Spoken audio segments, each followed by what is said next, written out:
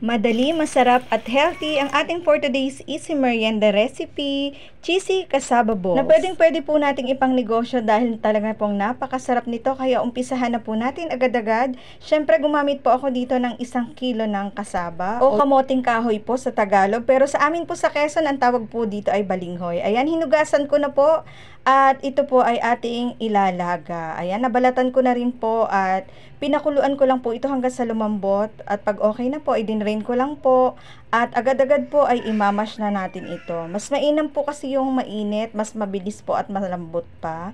Ayan, talaga naman po cassava cake talaga yung gagawin ko, kaya lang po ay umatake po ang tamaritis, kaya ayan, naging cassava balls. Pero okay lang po dahil talaga naman pong napakasarap at nagustuhan din po to ng mga anak ko.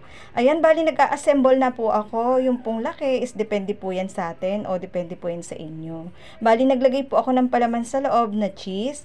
Pwede rin po kayong gumamit ng kahit anong filling na gusto nyo pong ilagay. At syempre gagamit po tayo dito ng egg mixture. Bali gumamit po ako dito ng 2 egg, tapos ibinit ko lang po. Then nag-add po ako ng milk. Syempre gagamit din po tayo dito ng breadcrumbs. Yan, pang-coat po natin. Kung ayaw nyo naman pong maglagay ng milk is pwede naman po. Optional lang po yun. Pwede po kayong mag-add ng sugar. Pero ako po kasi ay hindi na nag-add ng sugar, kaya milk na lang po ang nilagay ko. Ayan na po yung mga natapos ko. At habang nga pong gumagawa ako kanina, ay nagpainit na po ako ng mantika. Ayan, konti lang po ilagay natin para po hindi crowded at para po maluto sila ng pantay. Hintayin lamang po natin mag golden brown, at pag okay na po is isa-isa na po natin yang hahanguin. Then, ulit-ulitin lamang po yung process hanggang sa matapos pong iprito lahat. Ayan, isa-isa ko na pong hahanguin.